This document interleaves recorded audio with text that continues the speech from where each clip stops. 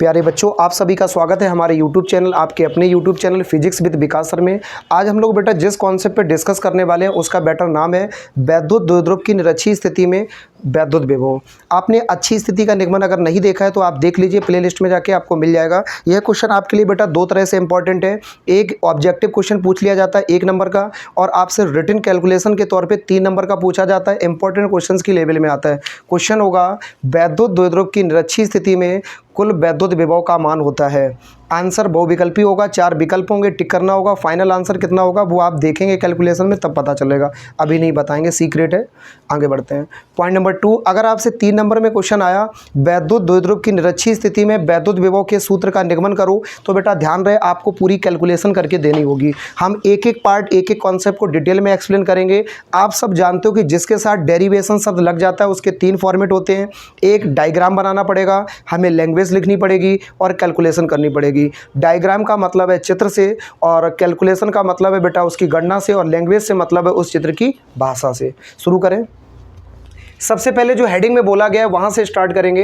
वैद्युत द्विध्रुव, आप सबको बेटा बेहतर तरीके से पता है, वैद्युत द्विध्रुव को इंग्लिश में हम इलेक्ट्रिक डाइपोल बोलते हैं। यह एक ऐसा निकाय है, यह एक ऐसा सिस्टम है जिसमें समान परिमाण और विपरीत प्रकार के 2 आवेश एक दूसरे से 2l दूरी पर होते हैं। ऐसे ही तो बताया है। तो सबसे पहले बेटा हम यहाँ पे एक वैद्युत द्विध्रुव बना लेते हैं। ये रहा, ध्यान से देखिएगा। इस प्रकार से हमने मान लिया मेरे पास बेटा एक वैद्युत द्विध्रुव है, और वैद्युत द्विध्रुव के बारे में बेहतर जानकारी है। इसको अगर हम बेटा बिंदु A मानेंगे तो इसको क्या मानेंगे B। इस पर अगर -q आवेश मानेंगे तो इस पर कितना मानेंगे +q। इतनी बात क्लियर हो गई।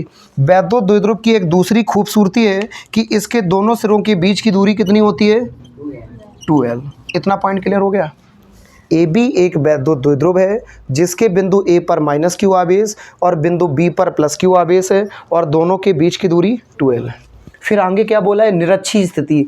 जैसे अच्छी का मतलब होता है सेम एक्सिस, जैसे इस लाइन पे आगे चले जाएं अच्छी है। निरक्षीय का मतलब किसी दूसरे अक्ष पर, जैसे इस पॉइंट को बेटा हम ऐसे करके एक लाइन खींचते हैं। ये किसको डिनोट करता है, बाई अक्ष को। ये किसको डिनोट करता है, जेड अक्ष को। तो हम यहाँ पे मान लेते हैं कि वैद्युत द्विध्रुव AB है, इसके ठीक बीच में एक बिंदु है, उसको मूल बिंदु या केंद्रक बिंदु को हम क्या बोलते हैं बेटा, O। इससे एक बात तो क्लियर हो गई, यह दूरी अगर ये बीच में है तो यह दूरी कितने भागों में बढ़ जाएगी, 2। अगर टोटल दूरी 2l है और बीच में ये बिंदु है, तो आप एक चीज़ तो सीधा सीधा समझ सकते हो, यहाँ से यहाँ तक की दूरी कितनी हो सकती है, l। शेष दूरी कितनी बचेगी, l, लेकिन टोटल दूरी कितनी है 2l। अब हम करना क्या चाहते हैं वो समझो। AB के ठीक बीच में एक बिंदु उपस्थित है जिससे निरक्षीय स्थिति में यानी किसी दूसरे अक्ष पर हमने मान लिया बेटा एक मेरे पास बिंदु है जिसका नाम क्या है P, और यहाँ से यहाँ तक की जो दूरी है ये डायरेक्ट डिस्टेंस का मान है R। कितना है बेटा, फिर से सुनो। वैद्युत द्विध्रुव के ठीक बीच में उपस्थित केंद्रक बिंदु O से R मीटर की दूरी पर निरक्षीय स्थिति में क्या है, एक बिंदु P। बस इसी बिंदु P पर हमें इसके कारण और इसके कारण कुल विभव निकालना है। बेटा आवेश क्या है, ऊर्जा, विभव क्या है, ऊर्जा। रूप अलग अलग है लेकिन दोनों क्या है, ऊर्जा। मोटरसाइकिल में पड़ा पेट्रोल भी ऊर्जा, रासायनिक ऊर्जा है।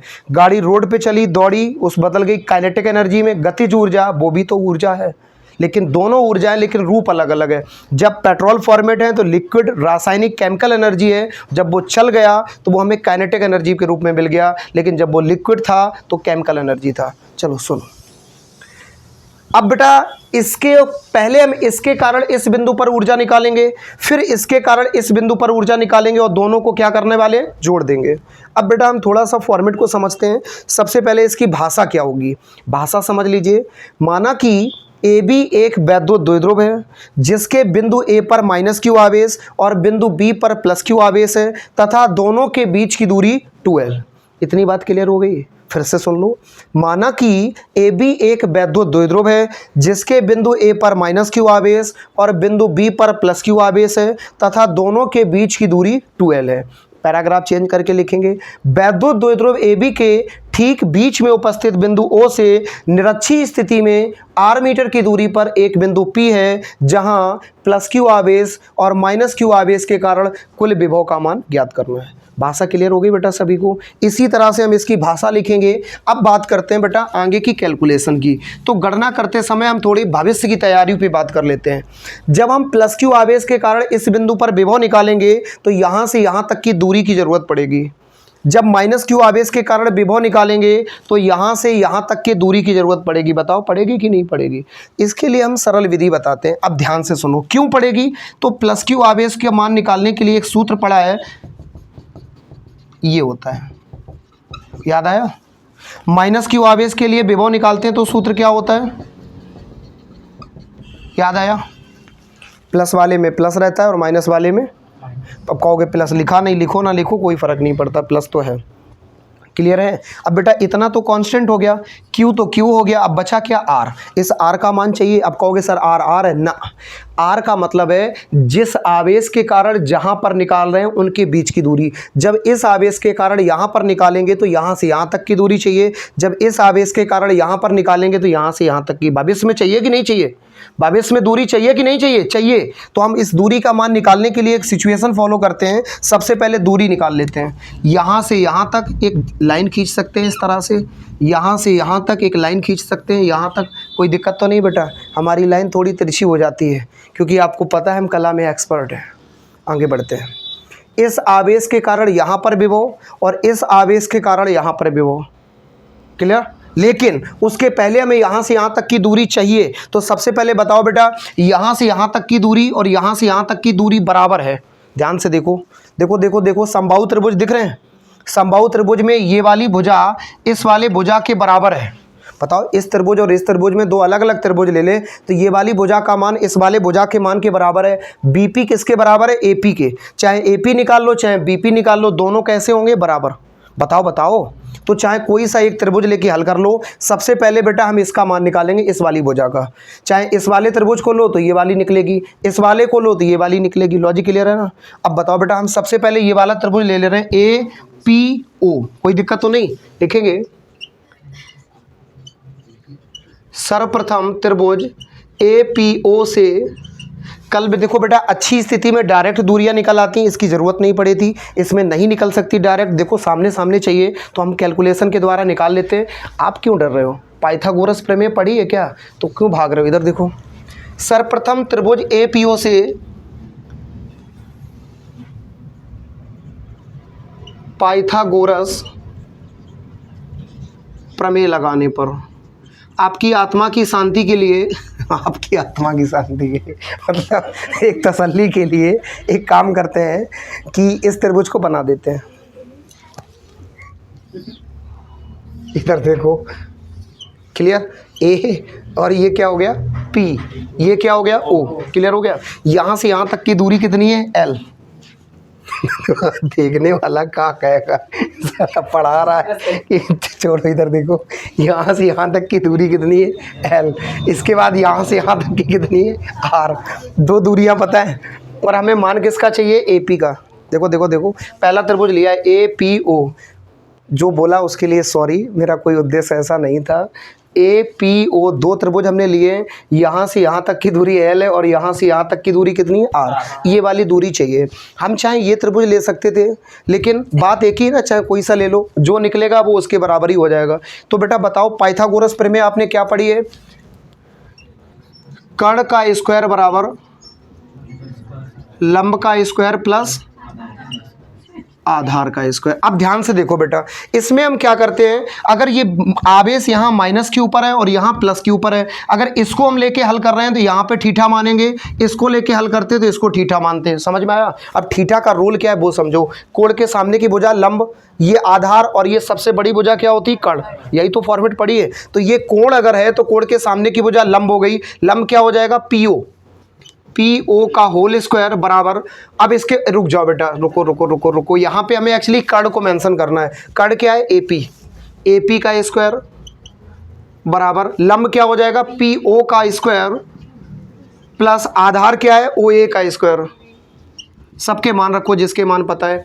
एपी ये बेचारा वही है जिसका मान हमें ज्ञात करना है। एपी को खामोश कर दो।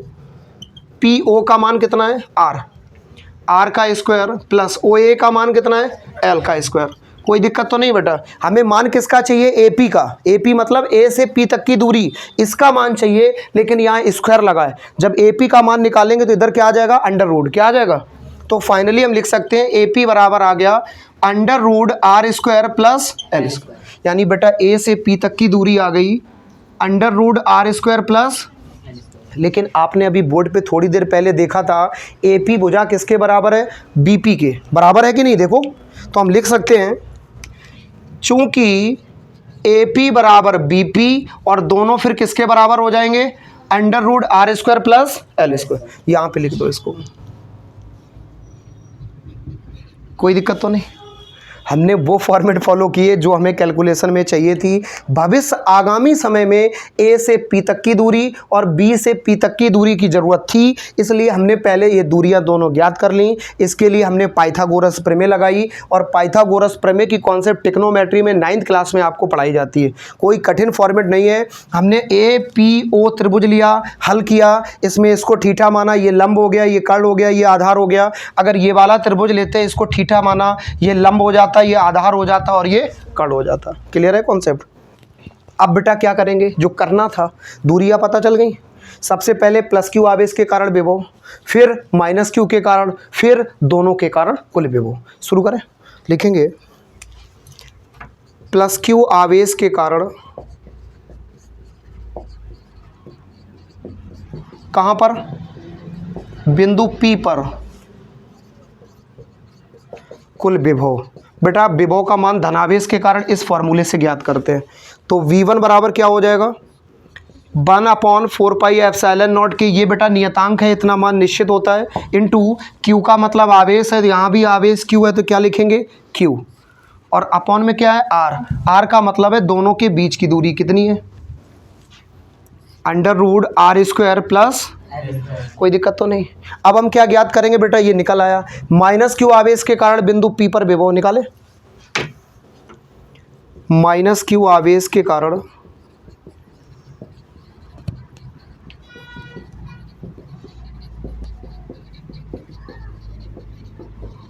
माइनस क्यू आवेश के कारण विभव क्या हो जाएगा, V की जगह क्या आ जाएगा बेटा V2।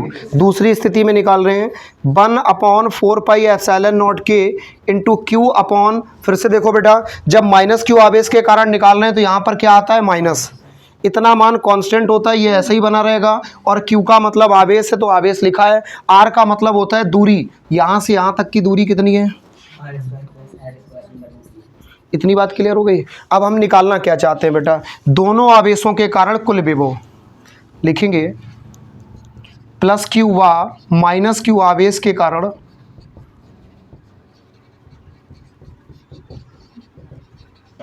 बिंदु P पर कुल विभव। आपको पता है बेटा विभव क्या होती है, ऊर्जा। सबको मालूम है विभव एनर्जी होती है, तो कुल विभव का मान क्या होगा, V बराबर V1 प्लस V2।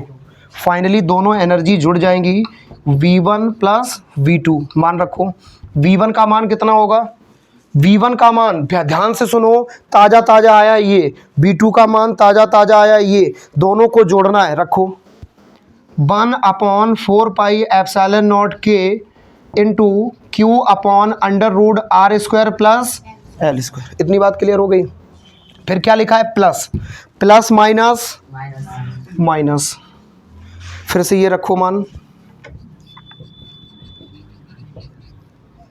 क्या समझ में नहीं आया, कहा बिट्टी, देखो ये रखा V1 का मान, ये रखा V2 का मान। ये मत कहना बेटा प्लस था, प्लस है, लेकिन यहाँ ये वाला मान माइनस में है तो प्लस माइनस माइनस। अब दोनों मान को निहारो, दोनों मान कैसे हैं बेटा, बराबर बराबर हैं, तो ये वाला मान इससे जाएगा कट।